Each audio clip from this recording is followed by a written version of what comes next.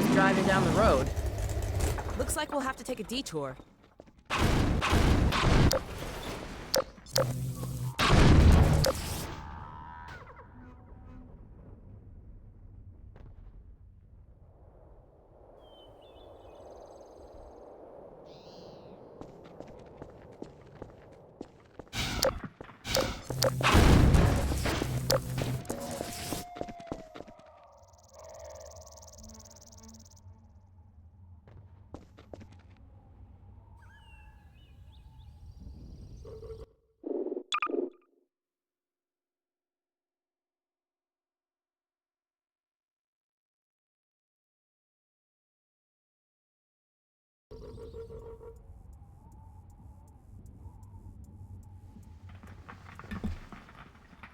Man, this is so bad. Like, ugh. This game aged like milk.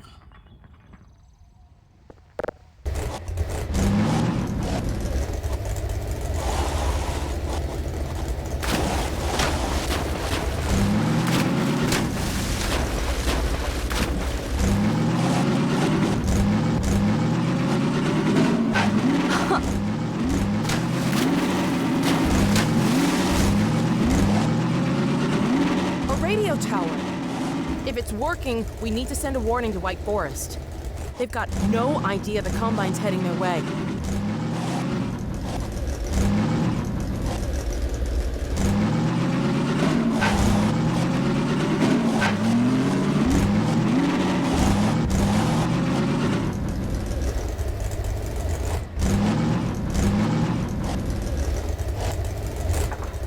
I'll stay here.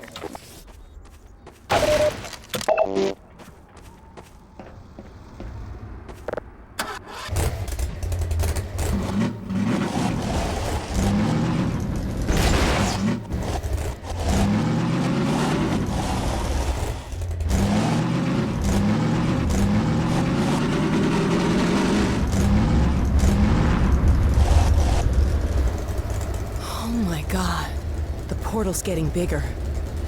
I hope we still have time to shut it down.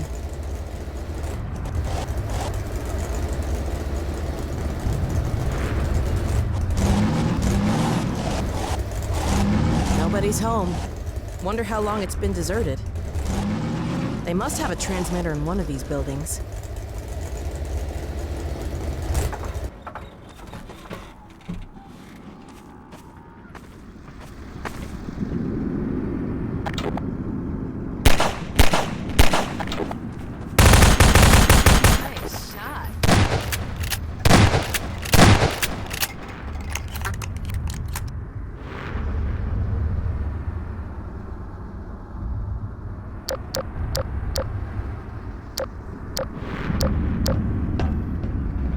Even though this compound appears open and non-linear, we're striving for a fairly reliable progression of events so that we can fine-tune pacing. The building on the right is bright and eye-catching, with the intention of drawing the player there first. The entrance to the ruin building is around the back, so that initial exploration through the center of the compound tends to lead to the radio room first. The drop-down entrance from the roof of the ruin building also helps us pace the experience, because players are cautious about committing to a space until they've explored the alternatives.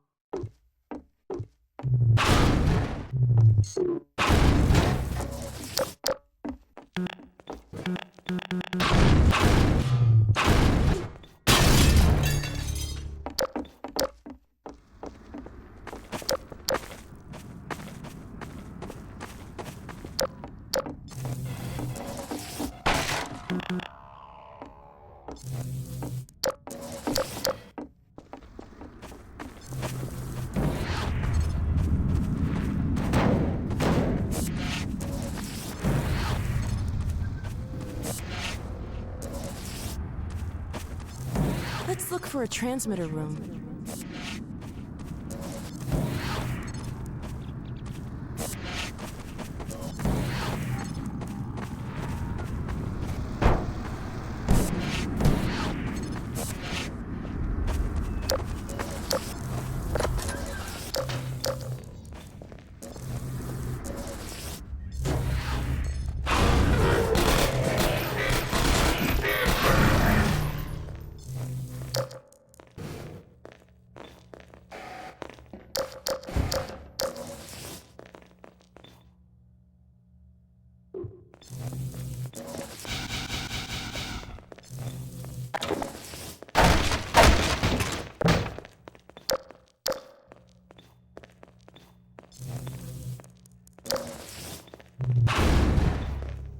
here's the transmitter.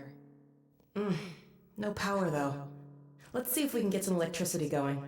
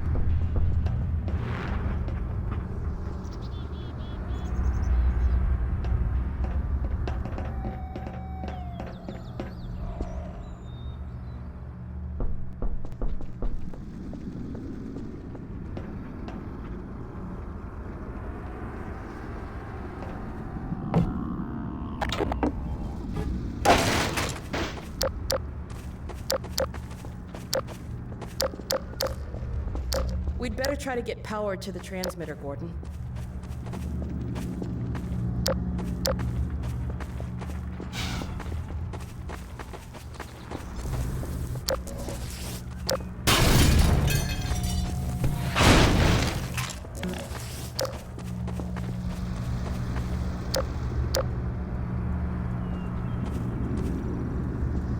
I'll keep a lookout while you poke around inside.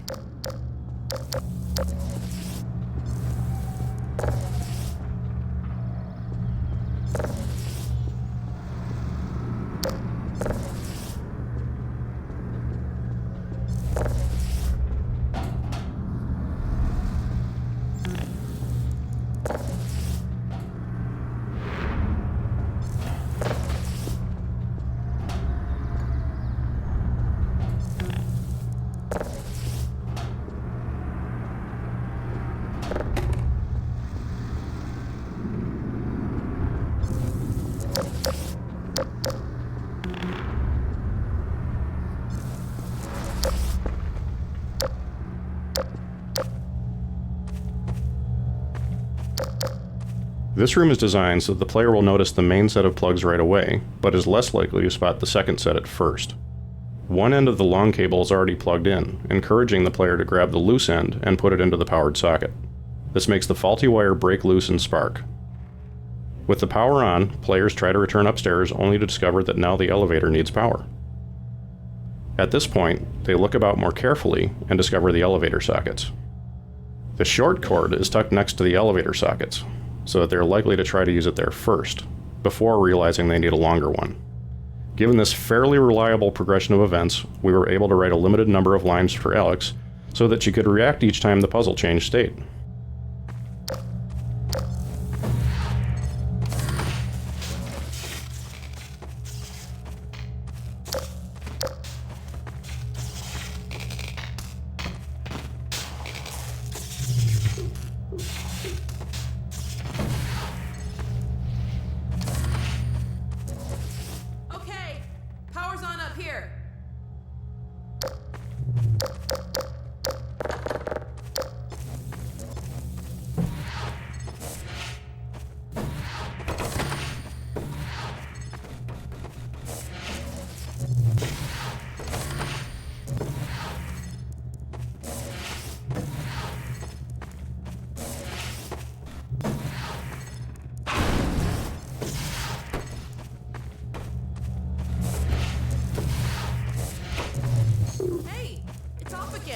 do?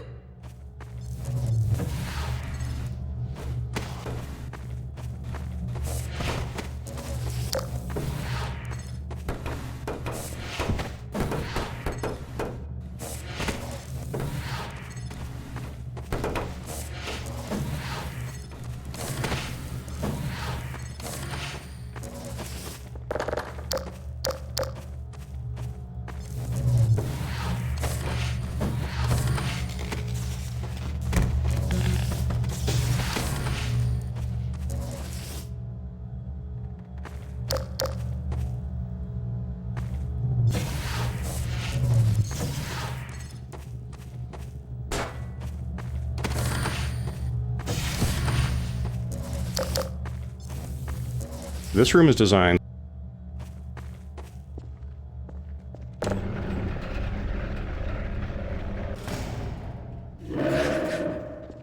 Gordon, hide. Hunters. They're out there.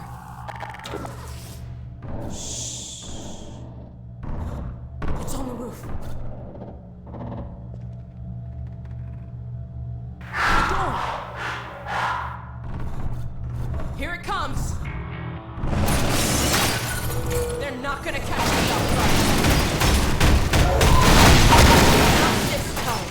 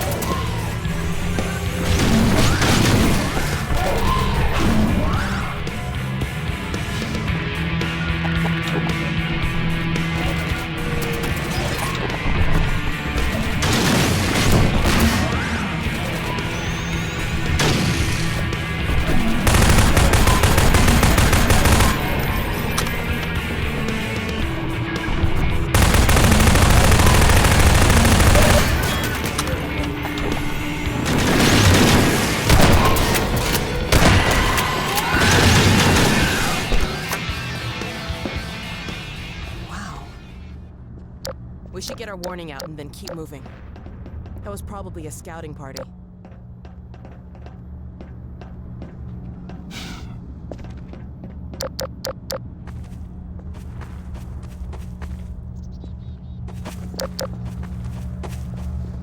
The scene where Alex sees the hunters for the first time since her injury was meant to be a turning point for her as a character, and an emotional highlight for the episode, both for Gordon and for Alex. One reason we had a hunter injure Alex in the beginning of the episode was so she could have a strong emotional reaction to the creatures, and use the start of combat as a way of building a good character moment.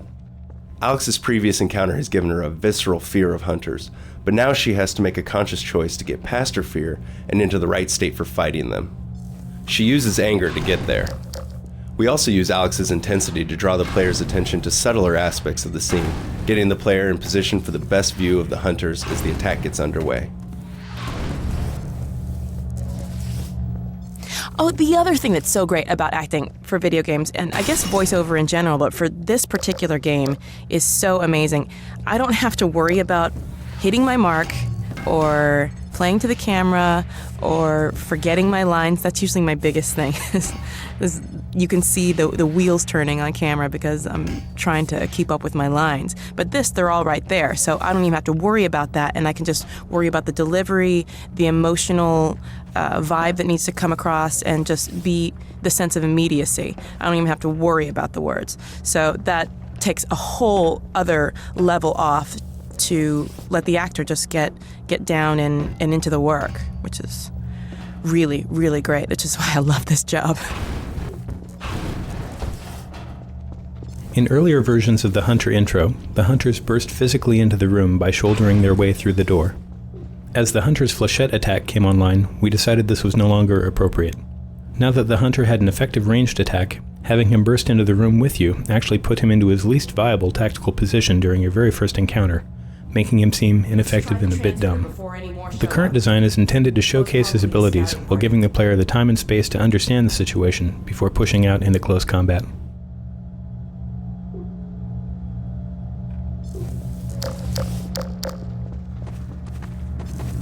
In earlier versions of the Hunter intro, the hunters burst physically into the room by shouldering their way through the door. As the hunter's flechette attack came online, we decided this was no longer appropriate.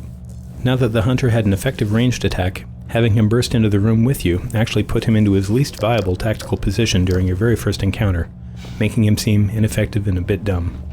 The current design is intended to showcase his abilities while giving the player the time and space to understand the situation before pushing out into close combat. This area was designed to train the player in the art of hunter combat, and during the development process it changed continually to suit the hunter's behavior. The first hunter prototypes could be killed only by the blunt impact of physics objects. Therefore, to make sure the player learned this technique, we trapped him in this area with one hunter and kept him locked in until he defeated it. Upon the hunter's death, reinforcements broke down the gate and doors, opening up the arena. As time went on and the hunter was modified to make it vulnerable to all types of damage, our grip on the player gradually relaxed, permitting freedom of movement and a wider range of tactics right from the start of the encounter.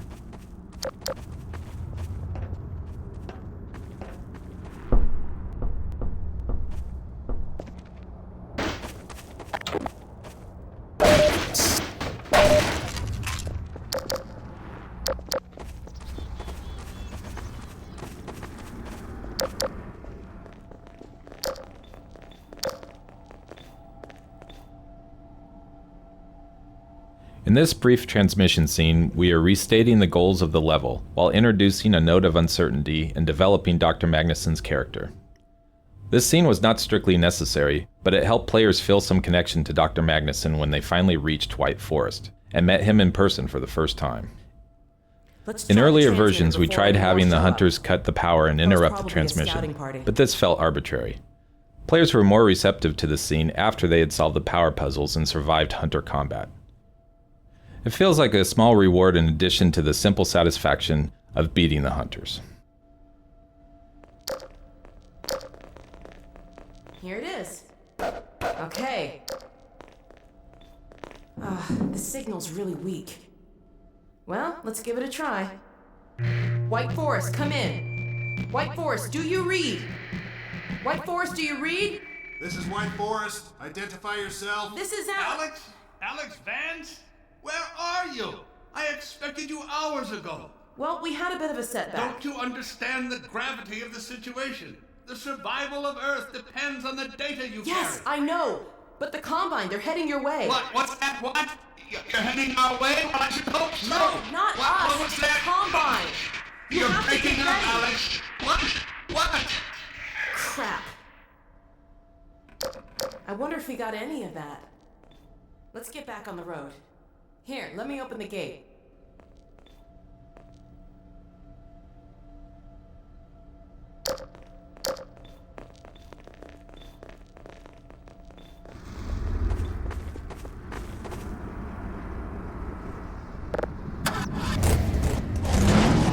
Let's keep going. See if we can pick up the road somewhere ahead.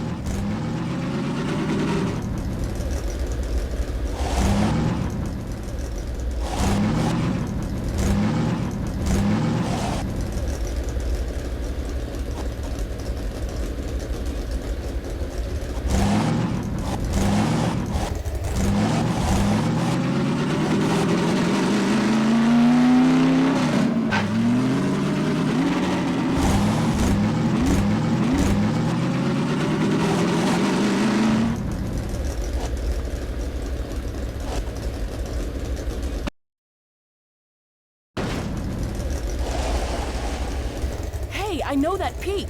You can see it from White Forest. We're heading the right way. See it from everywhere, Alex.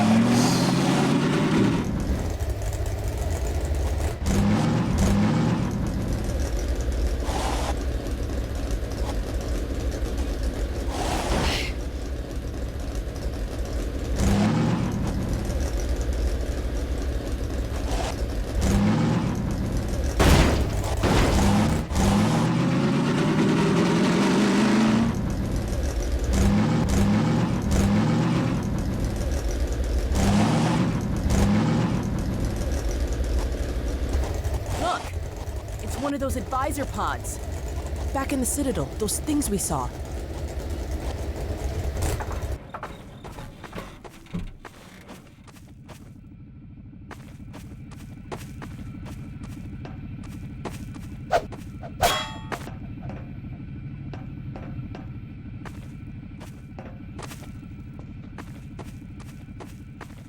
This crashed advisor pod is a bit of storytelling embedded in the land.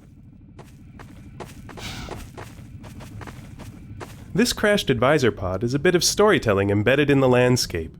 It hints at what lies ahead, while suggesting what must have happened in this location only a few hours before Gordon and Alex arrived. By placing artifacts of this sort throughout the episode, we slowly bring advisors into the foreground and develop their importance to the story in a way that doesn't depend on stage dramatic scenes.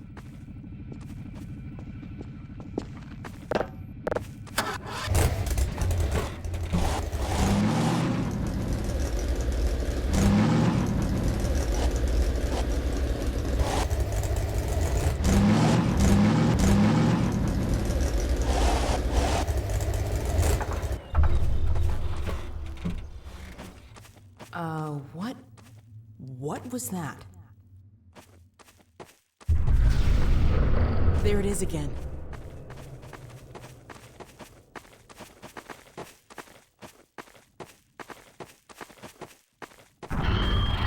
There's an advisor around here someplace.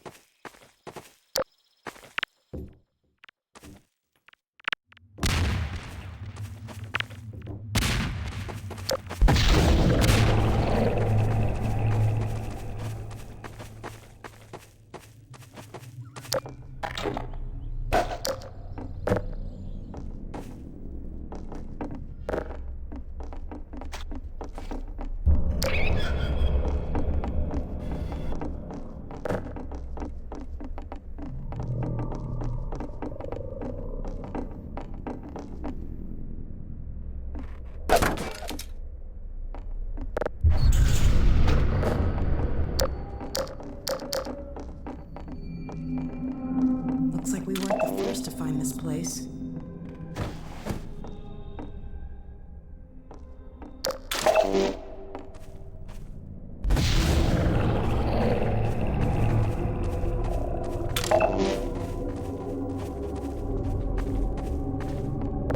think we found our advisor. The board said we should kill them before they hatch. Ah, I like something. What do you say, Gordon? Shall we pull the plug? Sorry about this. Maybe I can get this open. There we go. Over to you, Gordon.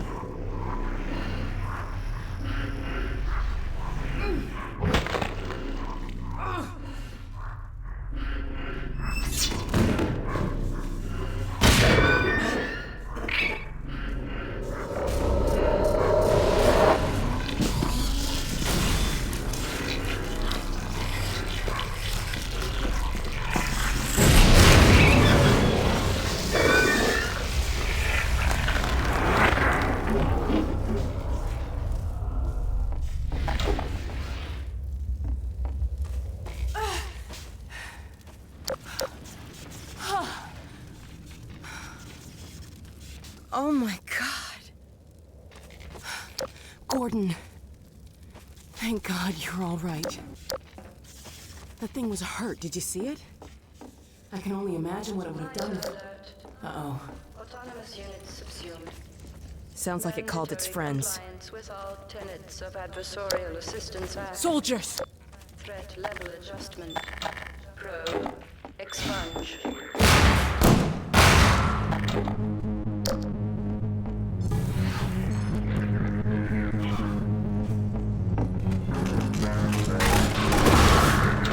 More of them. We gotta get out of here. Let's get to the car.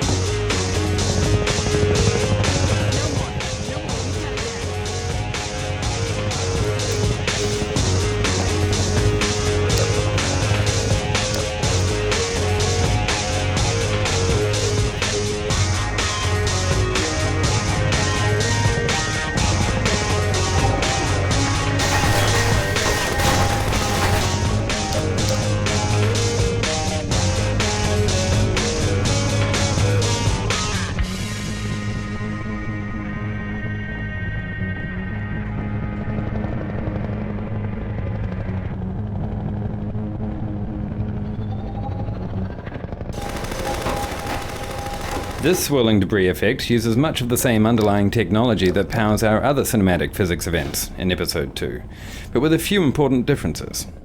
Firstly, instead of using primitives, every slat, tile and beam was modelled before being sent to the rigid body solder. Next, there was a large focus on hand-sculpting world forces in order to achieve a particular behaviour in the debris. Beyond the basics of gravity and collisions, we created spiral vortices, gravity wells, and some other more complex forces. With over 1,800 individually calculated dynamic moving parts, for a 30-second period, this simulation represents the largest amount of animation data run through our game engine to date. The barn scene was critical both to this episode and to the development of advisors as characters in the series. They represent another intersection of story and gameplay concerns. This is the first time the player actually interacts with an advisor, and determining the right level of interactivity was tricky, especially given the player's reasonable expectation that he'll get to fight them directly at some point. Therefore, we wanted to show that they were powerful, but not invulnerable. This was a long-term goal. For the short term, we wanted to get the player familiar with some advisor behavior, so that when the episode finale occurred, they would already understand how advisors operate. By showing the advisor fumbling with an inert object, then a dead rebel, and finally grabbing the player, we allow the player to observe behavior and then gradually make it more and more of a direct threat. This all serves as foreshadowing for the episode's finale. We've gotten better at building combat spaces that are open and tactically versatile, while still directing the player toward an optimal play experience. This combat is on its face pretty straightforward, but we're doing some subtle things to keep the experience even and well-paced. We're using quite a few of our combat tools in this one scene. As the first soldiers enter the barn, we send them in the right direction with an initial cue about the player's location using an NPC enemy finder. The first soldiers serve primarily to draw the player outwards, where the real meat of the combat takes place. The wave of soldiers that spawns as the player rounds the corner to the exit are the most directly controlled. One pair uses assault points to dash across the open ground and flank the player on the right. Others are constrained to hint groups in and around the house across the way, spaced so that the player is hit with an even front of fire, keeping them pinned for a while and encouraging cautious sniping and probing at the windows and doors. The broken down truck gives a vital bit of mid-ground cover as players leave the barn and advance on the house. Finally, as the player leaves the barn, we spawn the reinforcing hunter. We hold this back both to keep the difficulty more even, and because the hunter combat is better when the player has pushed outwards before it begins.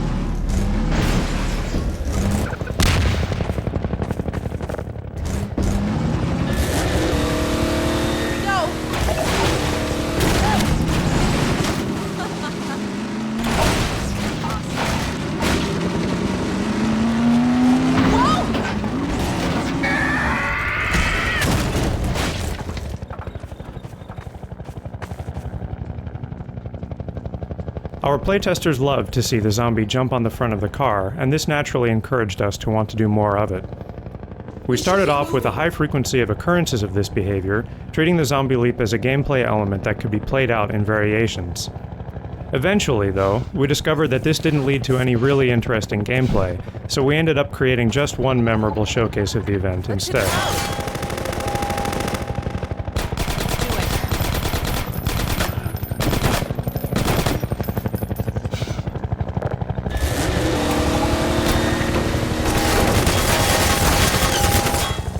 Having solved the problem of getting Alex into the passenger seat, we were faced with the challenge of making her a useful companion. When we first hooked up her vehicle combat, Alex constantly targeted and fired her gun at everything. This made her feel a bit like a turret. In response, we tuned her behaviour so that while the vehicle is moving, Alex fires more slowly, taking more time to aim at high speed.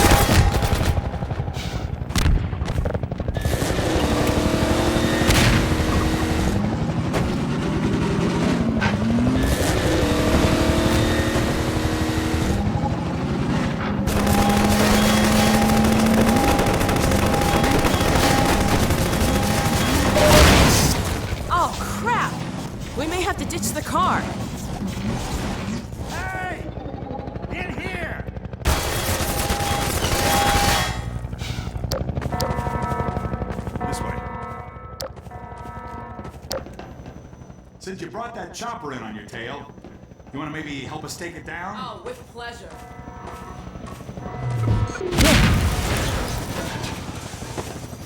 Take it down! It's not safe here. If you want to start chipping away at that chopper, I'll poke around and see if I can find any med kits.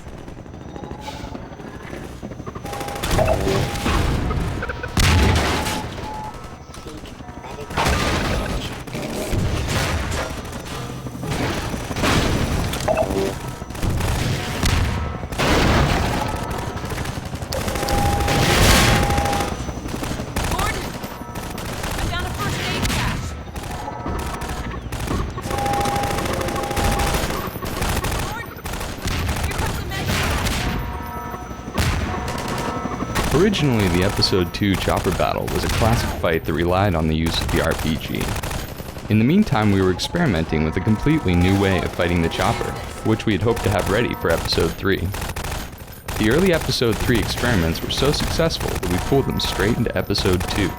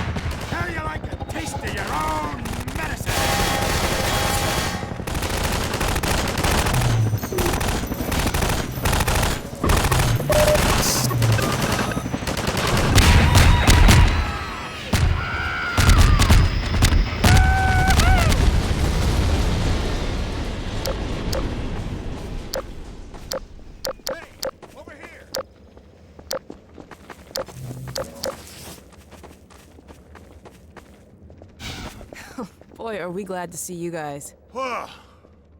That was amazing. The way you threw their minds right back at them. Well, I could sure use a drink. Who's with me? We need to get back on the road, but our engine's shot to hell. I don't suppose you got any tools for working on cars.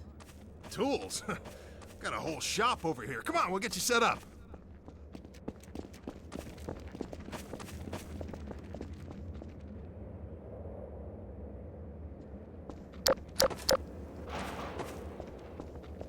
I give the Combine a lot of credit, though. They're tough competitors, a real class act. Shut up. Come on, Gordon.